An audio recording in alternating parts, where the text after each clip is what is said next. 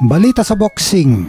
Ayon sa tauhan ni MP Promotions President Sean Gibbons na si Silver Voice, na dahil sa pambabastos ng kapatid ni Cuadro Alas na si Jason Casimero kay Sean Gibbons, kaya ngayon ay nakansela na ang malaking laban ni Cuadro Alas kay WBO number 3, current WBO Asia Pacific Champion, Australian TJ Doheny.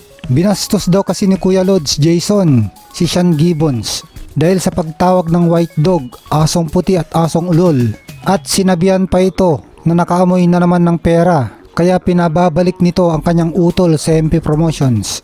Sabi pa ni Silver Voice na wala naman daw masama sa sinabi ni Sean Gibbons nung nagpa-press release siya at sinabi niya na bukas ang kanyang pintuan para bumalik na sa MP Promotions si Janriel Casimero. Pero dahil daw na delikado o na-threaten ang 10% na commission ni Jason bilang head coach ng kanyang kapatid, dahil kapag bumalik si Janriel sa MP Promotions ay tatanggalin si Jason bilang head coach, kaya naalarma daw ito at tinira na si Gibbons. Ayon pa rin to kay Silver Voice. Sayang daw at payag na nga si Sean Gibbons na ilaban ng bata niya na si TJ Doheny kay Casimero, dahil tingin daw niya na kayang talunin ni TJ Doheny sa 12 rounds na laban si Casimero. Kaso dahil nga sa pambabastos ni Jason kay Gibbons, kaya hayun kinansela ng international matchmaker ang laban. Ang problema ng kampo ni Casimero ay hindi pa pala finalize o kasado ang bakbakan nila ni TJ Doheny. Under negotiation pa, kaya hayun nakansela pa. Wala naman daw problema sa Japanese promoter ni Casimero na si Masayuki Ito, dahil ang trabaho lang nito ay hanapan ng kalaban si Janriel. Pero dahil daw sa kagagawan ni Jason ay ngayon naghanap na naman ito ng magtra-tricycle lang na kalaban, imbes daw na sensible fight kontra TJ Doheny. Hindi siguro alam ni Jason na hawak ni Gibbons si TJ Doheny, hanggang nung binira ni Jason si Gibbons ay mukhang hindi pa rin daw naniniwala itong si Jason na highly influential sa mundo ng boxing si Sean Gibbons. Kaya tingin ni Silver Voice na siguradong magagalit ang mga legitimate boxing fans ni Casimero sa utol nitong si Jason, dahil imbes na magandang laban at mabigat na kalaban ay mahina at hindi rated na naman ang mga kalaban ni Janriel. Samantala, dahil hindi natuloy ang negosasyon kay Casimero, ay maghanap ng ibang kalaban itong si TJ Doheny, at pwedeng paglabanin ni Gibbons si TJ Doheny at ang isa pang alaga niya na bagong pirma lang sa MP Promotions at mataas din ang ranking sa WBO na number 5, Wonderboy Carl James Martin. At maaaring ito na ang gawing WBO title eliminator ng super bantamweight ng WBO, lalo pat mukhang malapit din si Sean Gibbons sa presidente ng WBO na si Francisco Valcarcel. Kung ganon, swerte itong isa pa nating kababayan na si Carl James Martin, dahil kapag tinalo niya si TJ Doheny ay mapapalaban na siya sa world title fight, at hindi na ang mahirap na kalaban na si The Monster Naoya Inoue ang makakalaban niya, dahil aakyat na ang Hapon sa featherweight pagkatapos ng laban nito kina Luis Neri sa Mayo at kay Murodjon Akhmadaliev sa September. Pero syempre kailangan pa rin ni Wonderboy ng matinding paghahanda, dahil hindi pa rin mga biro ang mga contender sa super bantamweight na pwede niyang makalaban sa championship fight na sina Sam Goodman, Marlon Tapales, Janriel Casimero, Murodjon Akhmadaliev at Stephen Fulton. Kayo mga Lods, makakasungkit kaya ng world title si Carl James Martin kapag ang mga nabanggit kanina ang makakaharap niya sa world championship fight? Comment na mga Lods at pag-usapan natin yan. Samantala, buti na lang para kay Janriel Casimero, at mukhang gusto pa rin ni Sean Gibbons na ilaban sa kanya si former unified super bantamweight champion, ating kababayan din na si Marlon The Nightmare Tapales, dahil kakapost lang ni Gibbons sa kanyang Facebook account ng larawan ni na Casimero kontra Tapales sa buwan ng Mayo. Kaya imbes na mahina at hindi rated ang makakalaban ni Casimero, ay ang makakalaban nga niya ay itong si highly rated pa rin na si Marlon Tapales. Maalalang ayon kay Silver Voice na dahil sa panghalipusta ni Casimero kay Marlon Tapales, tulad ng paggaya sa pagngiwi, sinabihang mahinang sumuntok at laging tumatakbo nung nag-sparring sila, at hayagang pang pumusta kay Naoya Inoue imbes sa kakilala at kababayan niyang si Marlon Tapales sa laban ng mga ito.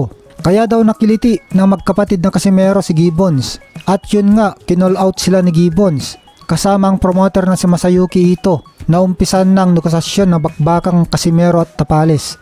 pwede itong i-undercard sa laban ni Naoya Inoue at Luis Neri sa buwan ng Mayo. At malamang pinartikular ni Gibbons na Mayo dahil balak nga itong i-undercard.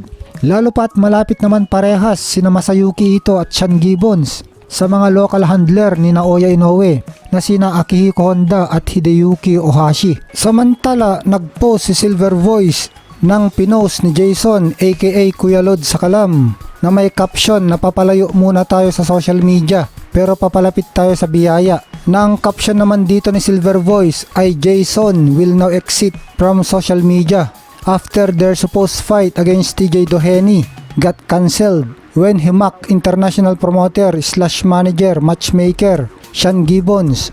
You just thought about it now, Jason. Too late, brother. Congratulations. Tae. Natuwa ko kay Tae. Ano daw?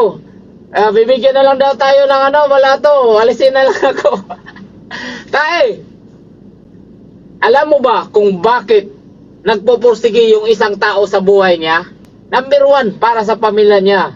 So ngayon, yung pamilya niya, ako, iiwan niya, isang tabi niya. Alam mo ba yung isang inspirasyon ng isang tao, hindi yung isang pamilya mo? Ikaw, hindi ka naman kano-ano namin. Ikaw yung, ako, magpatiwakal ka na, SB. Alam namin. Tapalis only 5 rounds finish. Because I spar Tapalis always the first round. Because Tapalis is only his power is only after. But no strong. Okay, John Riel Casimero, because you keep on disrespecting Marlon Tapales, eto na, tingnan natin ang tapang mo. Ito ang sabi po ni Sir Sean Gibbons.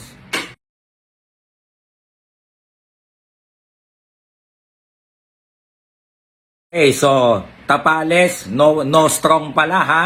Tapales will only last, anong sabi mo yata, 5 rounds against you. Okay, sige ito. Shout out to Casimero's promoter. Ikaw, to you, Masayuki Ito. Sir Sean Gibbons is now opening his doors for Marlon Tapales to fight Janriel Casimero. Sir Sean said Marlon Tapales will be available this coming May. Now, let's see if you have the balls to fight Marlon Tapales. Ano? Magdadahilan na yan. Oy, mag-iisip na ng palusot yan dahil alam mo naman na wala kang panama kay Marlon Tapales. Okay? Alam namin nainggit ka, alam namin naninibugho ka sa opportunity na natamasa ni Marlon Tapales sa pera niyang nakuha against his fight versus Naoya Inoue. Ngayon, you keep on disrespecting his name kahit wala namang ginagawa yung tao sa'yo. Okay, congratulations! Nakiliti mo yung Sean Gibbons. Okay, now, Sir Sean Gibbons, pinapasabi niya sa akin na gawin itong video na to is officially calling you out and your promoter, okay, to negotiate for your fight against Marlon Tapales this coming May. Let's see kung matapang ka. Patunayan mo yung tapang mo, patunayan mo yung yabang mo, patunayan mo yung kahambugan mo. Anong sagot mo ngayon? Magpapalusot ka? Ano? Palag o salag? Janriel Casimero, tingnan natin kung anong sagot mo. Marahil yung mga legitimate boxing fans, I believe, medyo disappointed. Yung mga totoong fan ng boxing, yung walang pakialam sa drama, walang pakialam sa hype, I know, medyo magiging disappointed dito sa news na to, no? Kasi, yung pong negotiation ng Janriel Casimero and TJ Doheny, the truth of the matter is, dapat po magmamaterialize sana. Okay lang sana kay Sir Sean eh. Kasi, alam naman ni Sir Sean, bata niya po si TJ Doheny. He knows the capabilities of TJ Doheny na he can, easily beat Janriel Casimero, mga kaibigan, sa 12 rounds na bakbakan. Ngayon, habang po ang pag-uusap sa pagitan ng Doheny at Campo, yung promoter po ni Janriel Casimero, alam nyo naman mga kaibigan kung ano po ang ginawa ni Jason. Nung pong kapatid, yung Jason Casimero po, siya po yung totoong may-ari ng Cuadro Alas It's My Boy. Okay? Ngayon mga kaibigan, ano po ang ginawa niya sa mga hindi po nakakaalam? Ang ginawa lamang naman po niya ay tawaging puting aso, puting itlog, ano pa ba? White dog, asong ulol. Sorry for the word, pero tinawag niya pong ganon si Sir Sean Gibbons. Okay? Ngayon mga kaibigan, of course, ang daming nag-content, kinontent ng mga vloggers, boxing vloggers. Of course, nakarating din kay Sir Sean Gibbons yung tahasang pambabastos ni Jason Casimero sa kanya. Ngayon, busy pa si Sir Sean ng mga nakaraan. Hanggang sa mga taga-US, sino itong binabastos ka, Sean Gibbons? Ngayon, mga kaibigan, nung nakuha ni Sir, kasi syempre, yung dialect na ginamit niya, Tagalog eh. Nung nakuha ni Sir Sean yung konteksto ng pambabastos sa kanya, Boss Baby Boy, kumusta po? I will tell you guys, na-offend po si Sir Sean. Totoo po to, I'm honest. Na-offend po si Sir Sean to the point na nagpa-print pa si Sir Sean nung standee ni Jason. Syempre, binaboy mo yung isang Sean Gibbons, maghanda ka sa rest back. At yung rest back mo, ginastosan ka pa talaga. No? Mga kaibigan, ngayon, ito pa ang matindi. Yun pong pinagmamalaki ng Kangkong Nation, yung pong pinagmamalaki ni Jason na i-announce na sana nila.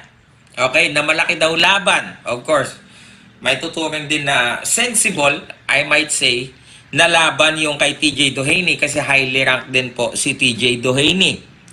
Ngayon, dapat malika. Guys, ito na malapit nang i-announce.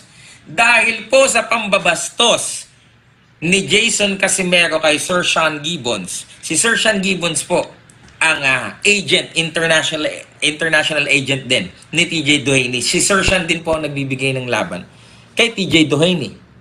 Ayan. Dahil po sa pambabastos ni Jason kay Sir Sean, imbis na okay kay Sir Sean na ipalaban si TJ Doheny sa kapatid niya, ayan po ang nangyari. Cancelled po. Uulitin ko po. Cancelled na po. Hindi pa man pinal, hindi na po matutuloy. Hindi pa naman kasi talagang final na kasado na eh. Nag-uusap pa lang. Ngayon, credits to Boy Bisa. Palakpakan natin guys. Ang galing. Alam mo, ang galing mo Boy Bisa. Consistent ka. Consistent ka talaga sa pagsira ng karir ng kapatid mo.